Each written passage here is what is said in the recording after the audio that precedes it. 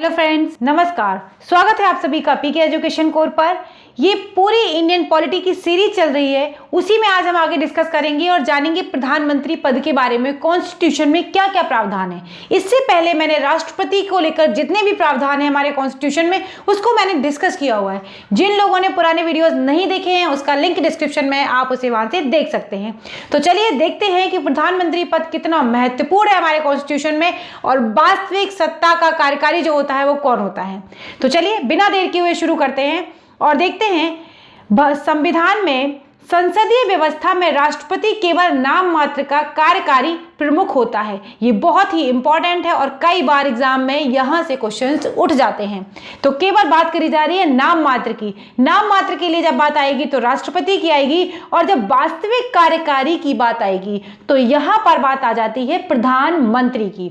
मतलब वास्तविक कार्यकारी जो शक्तियां हैं वो प्रधानमंत्री में निहित हैं और जो केवल नाम मात्र जितने भी काम संघ में किए जाते हैं वो सभी के सभी राष्ट्रपति के नाम से किए जाते हैं, जैसा कि मैंने पुराने वाले वीडियोस में आपको पूरा डिस्कस किया है और बताया है उसके बारे में।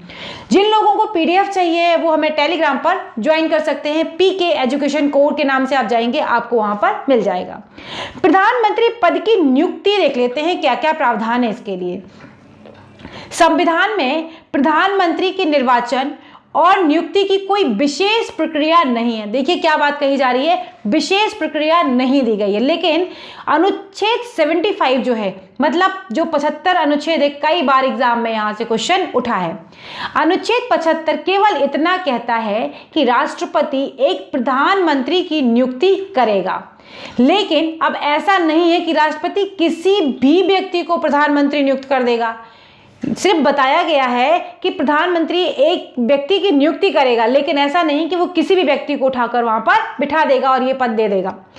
वह संसदीय व्यवस्था, देखिए मैंने सारा कुछ डिस्कस किया हुआ है संसदीय व्यवस्था के बारे में, हर एक पॉइंट आपके साथ डिस्कस किया है संघ के बारे में, संसदीय व्यवस्था के बारे में। तो जिन लोगों ने वो वीडियो नहीं देखी उनका लिंक डिस्क्रिप्शन में है, आप उसे वहां से देख सकते हैं, या फिर आप सीधे यूट्यूब पे टाइप कर दीजिएगा पीके एजुकेशन कोर, बिना स्पेस दिए हुए आपको वहां पर पूरी सीरीज मिल जाएगी और आप आराम से देख सकते हैं। लोकसभा में बहुमत दल के नेता को प्रधानमंत्री नियुक्त किया जाता है। यह क्वेश्चन कई बार स्टेटमेंट में इस तरीके से पूछ लिया जाता है कि किस तरीके से। तो संसदीय व्यवस्था के अनुसार लोकसभा में जिसको बहुमत प्राप्त होता है वही उसी में से एक व्यक्ति को, जो बहुमत प्राप्त दल होता है उसी में से जो नेता होता है उसको प्रधानमंत्री नियुक्त किया जाता है। और जब कोई भी दल बहुमत में नहीं होता है, कई बार ऐसा होता है कि लोकसभा में जितनी सीटें हैं और स्पष्ट रूप से किसी को अगर बहुमत नहीं मिलता है तो बहुमत ना मिलने के कारण क्या होता है कि जो राष्ट्रपति है वो अपने विवेक का स्वतंत्रता पूर्वक प्रयोग करता है और गठबंधन के नेता को प्रधानमंत्री नियुक्त कर सकता है। गठबंधन का मतलब है दो लोगों को मिलकर सरकार बनेगी। मतलब अगर किसी के पास फॉर एग्जांपल 50 सीटें हैं और किसी के पास अगर 200 सीटें हैं और अगर जैसे इस तरीके से अगर जितना जरूरत है उनके लिए तो दो लोग मिलकर इस तरीके से बनाएंगे तो गठबंधन के नेता को प्रधानमंत्री नियुक्त कर सकता है। लेकिन एक शर्त है उस पर कि उनको सदन में 1 माह के भीतर सदन में विश्वास मत हासिल करने को कहता है। कहा जाता है उनको कि आप जब तक, देखिए मंत्रिपरिषद तब तक रहती है जब तक कि उसको विश्वास मत हासिल है। कोई भी सरकार सत्ता में तभी तक रहती है जब तक उसके पास विश्वास मत है, और अगर विश्वास मत नहीं है तो वो सरकार गिर जाती है। राष्ट्रपति द्वारा इस विवेक स्वतंत्रता का प्रयोग पहली बार 1979 में किया गया था, जब तत्कालीन राष्ट्रपति, ये राष्ट्रपति है, तत्कालीन राष्ट्रपति नीलम संजीव रेड्डी ने मोरारजी देसाई वाली जनता पार्टी के सरकार के पतन के बाद चरण सिंह को, जो कि गठबंधन के प्रधानमंत्री, नियुक्त किए गए थे। ऐसा पहली बार किया गया था। एक और स्थिति है, एक वह स्थिति भी है जब राष्ट्रपति अपने विवेक से निर्णय ले सकता है। कब ले सकता है? जब अचानक कार्यरत प्रधानमंत्री की मृत्यु हो जाए और कोई उसका स्पष्ट उत्तराधिकारी ना हो। फॉर एग्जाम्पल किसी जो कार्यकारी प्रधानमंत्री हैं और उनकी अचानक अगर मृत्यु हो जाती है और स्पष्ट उसमें कोई उनका जो दल है उसमें कोई स्पष्ट नेता नहीं समझ में आ रहा है तो तब ऐसा हो जाता है। जब 1984 में इंदिरा गांधी की हत्या हुई थी तब तत्कालीन राष्ट्रपति ज्ञानी जेल सिंह, ये चीजें ध्यान रखने वाली हैं, कई बार एग्जाम में यहाँ से छोटे छोटे क्वेश्चंस पूछ लिए जाते हैं, ने राजीव गांधी को प्रधानमंत्री नियुक्त कर दिया था और कार्यवाहक प्रधानमंत्री नियुक्त करने की प्रथा को अनदेखा कर दिया गया था। बाद में उनको सर्वसम्मति से उनको प्रधानमंत्री चुन लिया गया था। हालांकि यदि कोई कार्यरत प्रधानमंत्री की मृत्यु हो जाती है और वह अपने दल के लिए अन्य व्यक्ति को अपना नेता चुनता है तो राष्ट्रपति को उसे प्रधानमंत्री नियुक्त करने के अलावा कोई और विकल्प नहीं है। इस तरीके से देखिए, किसी दल का कोई नेता है जो प्रधानमंत्री नियुक्त है, लेकिन अचानक अगर उसकी मृत्यु हो जाती है और स्पष्ट कोई बहुमत दिख रहा है या फिर नहीं दिख रहा है, तो उस तरीके की कंडीशन है, अगर उन जो मृत्यु हो गई, जो तत्कालीन प्रधानमंत्री है उसकी मृत्यु अगर हो जाती है, तो अगर जैसे राजीव गांधी को चुन लिया गया अगर, तो इसके बाद क्या था कि इनके बाद इनको स्पष्ट बहुमत दिख रहा था, इसलिए इनको यहाँ पर चुन लिया गया था। तो ऐसा किया जा सकता है और इसके बाद राष्ट्रपति के पास और कोई विकल्प नहीं होगा, उनको उनके कहने के अनुसार ही उन्हें चुनना पड़ेगा। सन 1980 में दिल्ली उच्च न्यायालय ने कहा कि संविधान में आवश्यक नहीं है कि एक व्यक्ति प्रधानमंत्री नियुक्त होने से पूर्व लोकसभा में अपना बहुमत सिद्ध करे। वो क्या कर सकता है, राष्ट्रपति को पहले प्रधानमंत्री की नियुक्ति कर देनी चाहिए और तब एक समय सीमा निर्धारित की जाए और उसके भीतर उसे लोकसभा में अपना बहुमत सिद्ध कर देना चाहिए। उदाहरण के लिए अगर हम बात करते हैं, चौधरी चरण सिंह 1979 में, बीपी सिंह 1989 में, चंद्रशेखर 1990 में और पीवी नरसिम्हा राव 1991 में, अटल बिहारी वाजपेयी 1996 में, ये सारे वो लोग हैं जिन्होंने बाद में अपना बहुमत सिद्ध किया। 1997 में उच्चतम न्यायालय ने निर्णय दिया कि एक व्यक्ति को जो किसी सदन का सदस्य नहीं है, ये एग्जाम में पूछा जाता है यहाँ से, वह 6 महीने के लिए प्रधानमंत्री नियुक्त किया जा सकता है, लेकिन इस समय अवधि में उसे किसी सदन का सदस्य बनना अनिवार्य होगा। दोनों सदनों में से वो किसी भी सदन का सदस्य बन सकता है, अन्यथा वह प्रधानमंत्री के पद पर नहीं रहेगा। जैसे कि इंदिरा गांधी, देवेगौड़ा, मनमोहन सिंह राज्यसभा के सदस्य थे। अभी आप बताएंगे कि कहां से ये सदस्य थे। अगला अब देखते हैं, प्रधानमंत्री को पद की शपथ जो दिलाता है वो राष्ट्रपति दिलाता है। प्रधानमंत्री का कार्यकाल निश्चित नहीं होता, वह राष्ट्रपति के प्रसाद पर्यंत अपने पद पर बना रहता है। ये लाइन देखने में कितनी लग रहा है कि राष्ट्रपति कितना पावरफुल है कि प्रधानमंत्री का पद जो है वो निश्चित नहीं है और राष्ट्रपति के प्रसाद पर्यंत मतलब राष्ट्रपति के अनुसार इच्छा के अनुसार वो बना रहता है, पर ऐसा है नहीं। शब्दों को समझिए, कहा जा रहा है क्योंकि हमारे देश में कॉन्स्टिट्यूशन में क्या है कि जो सरकारें हैं बीच में भी गिर जाती है। अगर बहुमत प्राप्त नहीं है या गठबंधन की सरकार है तो क्या होता है, बीच में ही सरकार अगर गिर जाती है, और अगर गिर जाती है तो फिर क्या होता है, राष्ट्रपति को दूसरे दल को आमंत्रित करना पड़ता है कि आप इसके लिए प्रधानमंत्री पद के लिए। तो ये क्या है, इसलिए वो निश्चित काल नहीं है, नीतियों का निर्धारण निश्चित तरीके से नहीं हो पाता है। कई बार 5 साल से पहले भी सरकार गिर जाती है, तो इसीलिए ये बात यहाँ पर कही गई है और थोड़ा समझने की बात है। हालांकि जब तक उसको लोकसभा में विश्वास प्राप्त है, मैंने कहा ना, जब तक उसको लोकसभा में विश्वास प्राप्त रहेगा तब तक वह अपने पद पर बना रहता है। प्रधानमंत्री के कार्य और शक्तियों के बारे में भी थोड़ा समझते हैं। वह अपने दल के व्यक्तियों को मंत्री नियुक्त करने के लिए राष्ट्रपति को सिफारिश करता है। वह कहता है कि जो उसका दल है उसमें जो भी मंत्री नियुक्त किए जाएंगे उसके लिए वही सिफारिश करता है कि कौन कौन से विभाग या कौन कौन से विभागों का आवंटन किस जो करना है, वो सारी की सारी सलाह कौन देगा, प्रधानमंत्री देगा राष्ट्रपति को, उसी के अनुसार वो नियुक्त करता है। फिर वह मंत्रियों को विभागों का आवंटन करता है और उनमें फेरबदल भी कर सकता है। वह किसी मंत्री का त्यागपत्र या बर्खास्त करने की सिफारिश जो है वो राष्ट्रपति से कर सकता है या उसे सलाह दे सकता है। वह मंत्री परिषद की बैठक की अध्यक्षता करता है, उसके निर्णयों को प्रभावित भी करता है। वह त्यागपत्र देकर मंत्री परिषद को बर्खास्त कर सकता है। देखिए, प्रधानमंत्री है तो मंत्री परिषद है, क्योंकि मंत्री परिषद का मुखिया कौन होता है, आगे वाले चैप्टर में देखेंगे, प्रधानमंत्री होता है। तो अगर उसने ही मतलब अपना त्यागपत्र दे दिया तो फिर मंत्री परिषद किसी काम की नहीं है। एक मंत्री परिषद होगी जिसका मुखिया प्रधानमंत्री होगा, जो भारत के राष्ट्रपति को सलाह और सहायता प्रदान करेंगे। वह राष्ट्रपति तथा मंत्री परिषद के बीच की कड़ी के रूप में काम करता है। क्या करता है, मंत्री परिषद और राष्ट्रपति के बीच की कड़ी के रूप में काम करता है। कई बार पूछा जाता है, आपके पास विकल्प होंगे और पूछा जाएगा कि राष्ट्रपति और मंत्रिपरिषद के बीच की कड़ी का काम कौन करता है, तो वो प्रधानमंत्री करता है। और कई बार ये चीज स्टेटमेंट में दी जाती है कि प्रधानमंत्री राष्ट्रपति और मंत्रिपरिषद के बीच कड़ी का कार्य करता है अथवा नहीं करता है। तो ये फैक्ट्स हैं बहुत सारे जो बेसिक रिक्वायरमेंट्स है आपको पॉलिटी समझने के लिए। तो तभी आपको अच्छे से पॉलिटी समझ आएगी जब आप छोटे छोटे से पॉइंट्स को बहुत अच्छे से समझेंगे। अगर आपने ये सोच लिया कि मैं सिर्फ एक रफ वे आइडिया में देखता चलूं और मेरी पॉलिटी तैयार हो जाएगी, क्योंकि पॉलिटी देखने में आसान है, लेकिन जब आप इसे डीप में पढ़ेंगे और समझने की कोशिश करेंगे तो आप देखेंगे इसमें बहुत सारे आर्टिकल्स और बहुत सारे प्रावधान ऐसे हैं जब आप एग्जाम में कंफ्यूज हो जाते हैं। अक्सर कर आपने देखा होगा यूपीएससी का जो स्टैंडर्ड है या पैटर्न है उसमें इस तरीके के क्वेश्चंस पूछे जाते हैं और बच्चे अक्सर कर इसीलिए गलतियां कर देते हैं क्योंकि वो प्रॉपर ध्यान से इस चीज को नहीं समझते हैं कि राष्ट्रपति या मंत्रिपरिषद या मंत्रिमंडल इन सब में कितने कितने डिफरेंसेस हैं और किस तरीके से इनके महत्वपूर्ण चीजें हैं, उन्हें जान लेना चाहिए।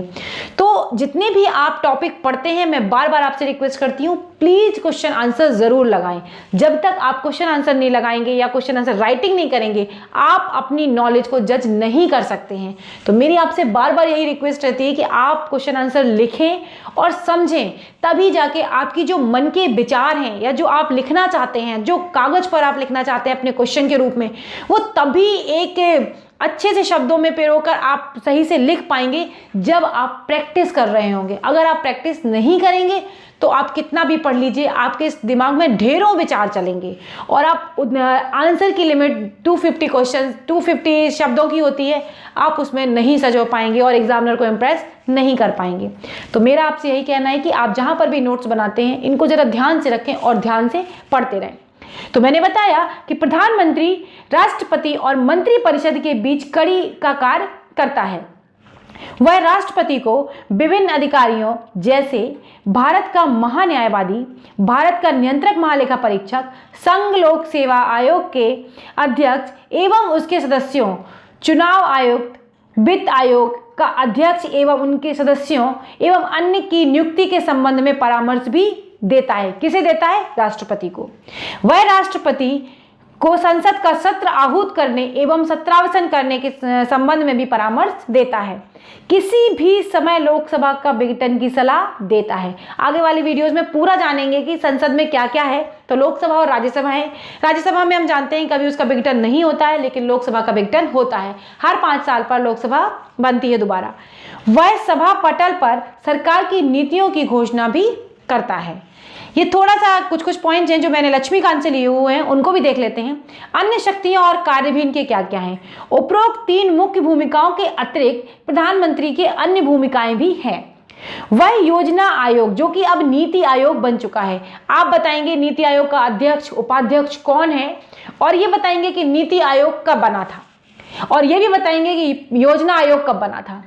राष्ट्रीय विकास परिषद, राष्ट्रीय एकता परिषद, अंतरराज्यीय परिषद और राष्ट्रीय जल संसाधन परिषद का अध्यक्ष भी होता है। देखिए ये क्वेश्चन कितने आसानी से आपको घुमाया जा सकता है एग्जाम में, अगर आप इसे थोड़ा भी लापरवाही से समझेंगे। प्रधानमंत्री की भूमिका देखिए कहाँ कहाँ पर है। वह योजना आयोग, राष्ट्रीय विकास परिषद, राष्ट्रीय एकता परिषद, अंतरराज्यीय परिषद और राष्ट्रीय जल संसाधन परिषद का भी अध्यक्ष होता है। आप केवल दिमाग में ये मत रखिएगा कि वो नीति आयोग का अध्यक्ष होता है, वह राष्ट्रीय विकास परिषद का भी अध्यक्ष होता है। वह राष्ट्र की विदेश नीति का मूर्त रूप देने में महत्वपूर्ण भूमिका निभाता है। वह केंद्र सरकार का प्रमुख प्रवक्ता होता है। वह आपातकाल के दौरान राजनीतिक स्तर पर आपदा प्रबंधन का भी प्रमुख है। देश का नेता होने के नाते वह विभिन्न राज्यों के विभिन्न वर्गों के लोगों से मिलता है और उनकी समस्याओं के संबंध में ज्ञापन प्राप्त भी करता है। वह सत्ताधारी दल का नेता होता है। जैसा कि मैं बता चुकी हूं आपको कि जिसको लोकसभा में बहुमत प्राप्त होगा वही नेता चुना जाता है, उसी दल का नेता चुना जाता है। वह सेनाओं का राजनीतिक प्रमुख होता है। ये सारे काम और भी हैं जो प्रधानमंत्री के पास होते हैं। राष्ट्रपति के साथ संबंध के बारे में अगर बात करें तो देखते हैं, संविधान में राष्ट्रपति प्रधानमंत्री के संबंध में निम्नलिखित उपबंध हैं। कौन कौन से? अनुच्छेद 74 को देखें, बहुत ही महत्वपूर्ण से। राष्ट्रपति को सहायता एवं सलाह देने के लिए एक मंत्रिपरिषद होगी और जिसका प्रमुख प्रधानमंत्री होगा। ये बात समझिए कि जितने भी काम संघ में किए जाते हैं वो सब राष्ट्रपति के नाम से किए जाते हैं, लेकिन एग्जैक्टली करता कौन है? तो वो प्रधानमंत्री और उसकी मंत्रिपरिषद। राष्ट्रपति इसकी सलाह के अनुसार कार्य करेगा। हालांकि राष्ट्रपति मंत्रिमंडल से उसकी सलाह पर पुनर्विचार करने के लिए कह सकता है। सपोज करिए किसी बात पर राष्ट्रपति को ये लगता है कि मंत्रिपरिषद को जो हमारे पास विधेयक आया है उसको वापस एक बार पुनर्विचार के लिए मंत्रिपरिषद को भेजना चाहिए, तो वो भेजता है। लेकिन अगर मंत्रिपरिषद सुधार किए बिना या फिर करके, दोनों ही किसी भी तरीके से भेजेगी, तो इसको राष्ट्रपति को पुनर्विचार के बाद जो सलाह दी जाएगी मंत्रिपरिषद के अनुसार वही राष्ट्रपति को मान्य होगी। ये काम आप हमें बताएंगे किस किस कॉन्स्टिट्यूशन के अमेंडमेंट के थ्रू किया गया था। अनुच्छेद 75 क्या कहता है कि प्रधानमंत्री की नियुक्ति मैंने बताया राष्ट्रपति करेगा और प्रधानमंत्री की सलाह पर ही अन्य मंत्रियों की नियुक्ति भी करेगा। कौन करेगा? राष्ट्रपति। मंत्री राष्ट्रपति के पदभार पर्यंत अपने पद पर बने रहेंगे। ये क्वेश्चन एग्जाम में बहुत कंफ्यूजिंग होता है और बहुत बार पूछा जाता है। आप जब सॉल्व करेंगे घटना चक्र के क्वेश्चन उठा के देखिए, हजारों क्वेश्चन आपको ऐसे मिल जाएंगे। मंत्रिपरिषद लोकसभा के प्रति सामूहिक रूप से उत्तरदायी होती है। ये क्वेश्चन ये समझ लीजिए, एक तरीके के हर एक पॉइंट में क्वेश्चन है कि नियुक्ति कौन करेगा, प्रधानमंत्री की सलाह के लिए मंत्री कौन होंगे और सामूहिक रूप से उत्तरदायी होती है। ये सारे के सारे बहुत ही इंपॉर्टेंट फैक्ट हैं। कई बार एग्जाम में पूछा जाता है कि मंत्रिपरिषद किसके प्रति सामूहिक रूप से उत्तरदायी होती है, तो वह होती है, आंसर होगा आपका लोकसभा के प्रति। अगर हम बात करें अनुच्छेद 78 की, अनुच्छेद 78 में है कि इसके कर्तव्य क्या होंगे प्रधानमंत्री की। संघ के कार्यकलाप के प्रशासन संबंधी और विधान विषयक प्रस्तावनाओं संबंधी मंत्रिपरिषद के सभी विनिश्चय राष्ट्रपति को संसूचित किए जाएंगे। संघ के कार्यपालक के प्रशासन संबंधी और विधान विषयक प्रस्तावनाओं के संबंध में जो जानकारी राष्ट्रपति मांगेंगे वह उन्हें प्रदान करेगा। किसी विषय को जिस पर किसी मंत्री ने विनिश्चय कर दिया हो किंतु मंत्रिपरिषद ने विचार नहीं किया है, राष्ट्रपति द्वारा अपेक्षा किए जाने पर मंत्रिपरिषद के समक्ष विचार के लिए रख सकता है। कोई ऐसा विधेयक है या कोई ऐसा काम हुआ है जो राष्ट्रपति के संज्ञान में नहीं आया है, तो राष्ट्रपति मंत्रिपरिषद के विचार के लिए रख सकता है वापस से। अब है कि वे मुख्यमंत्री जो प्रधानमंत्री बने, ये जानना बहुत जरूरी है। कई बार एग्जाम में छोटे छोटे स्टेटमेंट में ऐसे क्वेश्चंस पूछ लिए जाते हैं। तो 6 लोग ऐसे हैं, उनको हम देखते हैं। मोरारजी देसाई, चौधरी चरण सिंह, बीवी सिंह, पीवी नरसिम्हा राव, एचडी देवेगौड़ा और नरेंद्र मोदी अपने राज्यों के मुख्यमंत्री बनने के बाद देश के प्रधानमंत्री बने हैं। अगर एग्जाम में ऐसे पूछा जा सकता है, 4 ऑप्शन में दे देगा कि वो कौन से मुख्यमंत्री हैं जो आगे चलकर प्रधानमंत्री बने, तो वो आपके अगर 6 ऑप्शन में ये लोग अवेलेबल हैं तो आप टिक कर सकते हैं, अदरवाइज आप स्किप कर जाएंगे।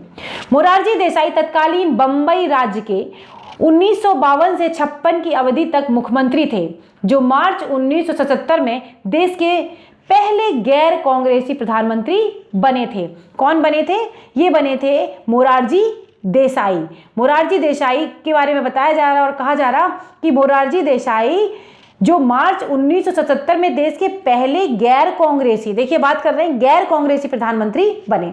चरण सिंह अविभाजित उत्तर प्रदेश, जब उत्तर प्रदेश का विभाजन नहीं हुआ था उस समय 1967 से 68 तथा दोबारा बने 1970 में मुख्यमंत्री थे, जो मोरारजी देसाई के बाद प्रधानमंत्री बने। वीपी सिंह भी उत्तर प्रदेश के मुख्यमंत्री थे, जो राष्ट्रीय मोर्चा सरकार में प्रधानमंत्री बने दिसंबर 1989 में से नवंबर 1990 तक। पीवी नरसिम्हा राव दक्षिण भारत से प्रधानमंत्री बनने वाले पहले नेता थे। देखिए कितना महत्वपूर्ण और इंपॉर्टेंट फैक्ट है कि पीवी नरसिम्हा राव दक्षिण भारत से प्रधानमंत्री बनने वाले पहले नेता थे। 1971 से 1973 तक आंध्र प्रदेश के मुख्यमंत्री भी रहे थे। बाद में वे 1951 से 96 तक देश के प्रधानमंत्री रहे। एचडी देवेगौड़ा कर्नाटक के मुख्यमंत्री थे, जिन्हें जून 1996 में संयुक्त मोर्चा सरकार का मुखिया चुना गया था।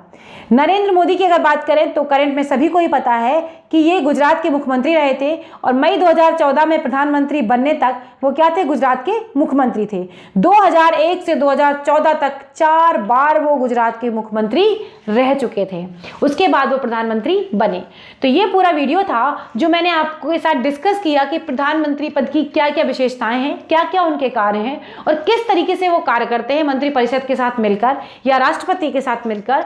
तो अगर आपको वीडियो अच्छा लगा है तो प्लीज़ लाइक करें, शेयर करें और अगर अभी तक आपने हमारे चैनल को सब्सक्राइब नहीं किया है तो प्लीज़ सब्सक्राइब करें, बेल आइकन को प्रेस करें ताकि जब भी मैं कोई नया वीडियो डालूं आप हमेशा हमसे जुड़े रहें। ये मेरी बहुत रिक्वेस्ट है आप लोगों से, प्लीज़ वीडियो को थोड़ा सा अवश्य देखा करें, तभी आप समझ पाएंगे कि वीडियो में क्या चीज़ें बताई गई हैं। अगले वीडियो में फिर मिलेंगे। बाय बाय दोस्तों, नमस्कार।